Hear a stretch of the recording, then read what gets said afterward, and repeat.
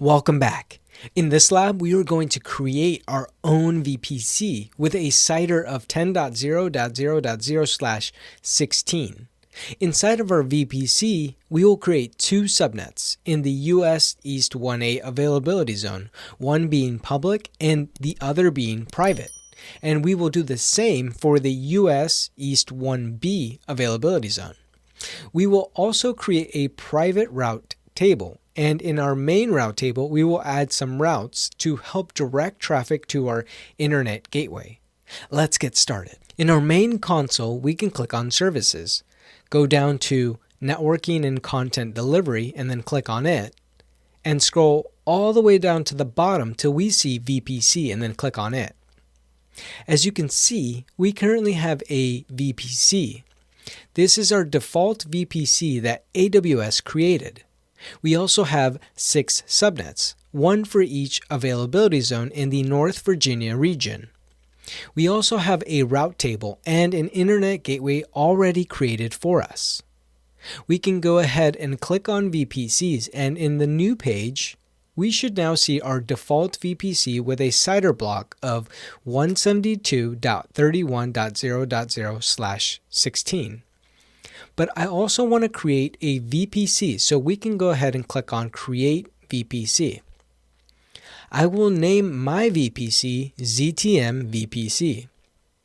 For the IPv4 CIDR block, we can leave it as IPv4 manual input. For the IPv4 CIDR, I will input 10.0.0.0/16. We have the ability to use IPv6 with our VPC, but for this lab, we can leave it as is, so no IPv6 CIDR block. I want to note that if we wanted to run our VPC with a dedicated hardware, we could select the tenancy to be dedicated, but this option goes beyond the scope of the Cloud Practitioner certification. We also won't be adding any tags, so we can leave those blank, and we can go ahead and click on Create VPC. Now that our VPC is created, we can go ahead and create our subnets. So in our left-hand side, we can click on Subnets. Here, we will see the existing subnets to our default VPC.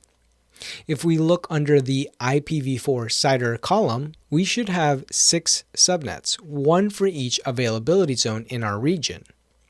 If we scroll a little bit to the right, we should see the availability zone that our subnets belong to. Let's go ahead and create some subnets of our own. So I will click on Create Subnet.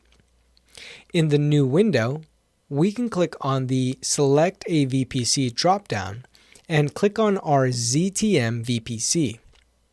It should populate our IPv4 CIDR block.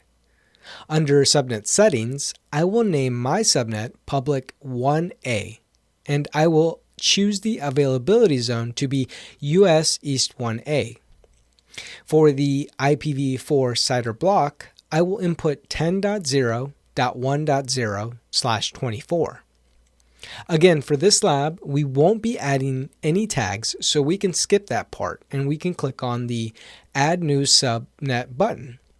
And this will allow us to import our next subnet. Our next subnet will be named Private 1A, and I will also choose the availability zone to be US East 1A. Now, for the IPv4 CIDR block, I will input 10.0.2.0/24.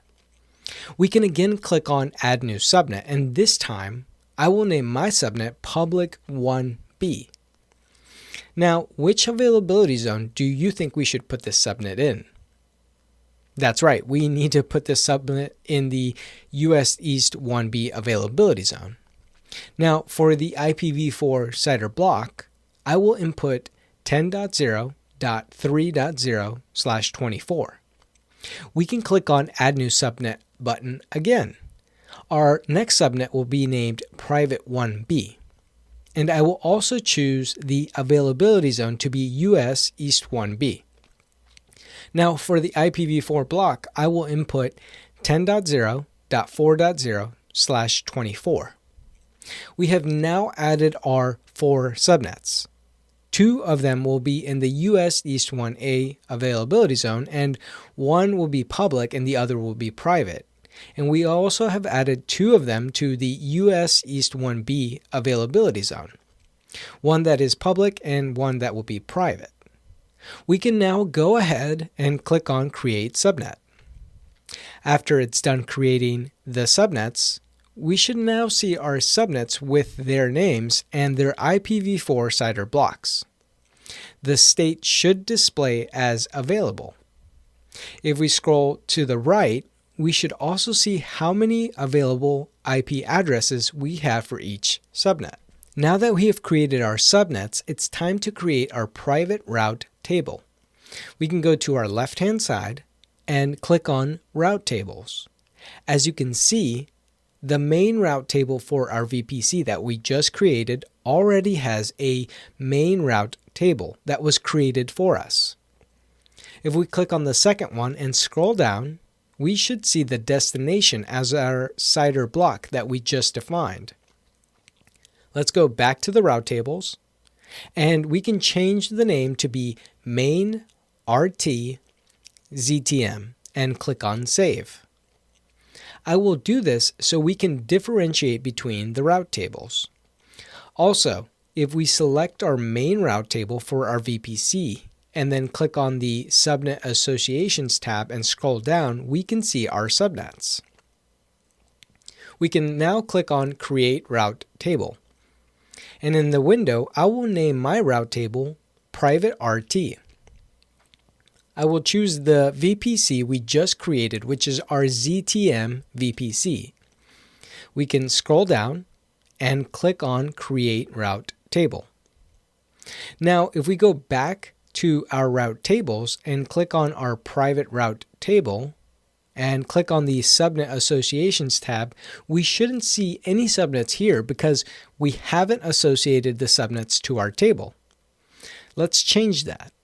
Let's click on the Edit Subnet Associations button. In the new window, we will select our private subnets only because, again, this is for our private route table. Once we select them, we can click on Save Associations.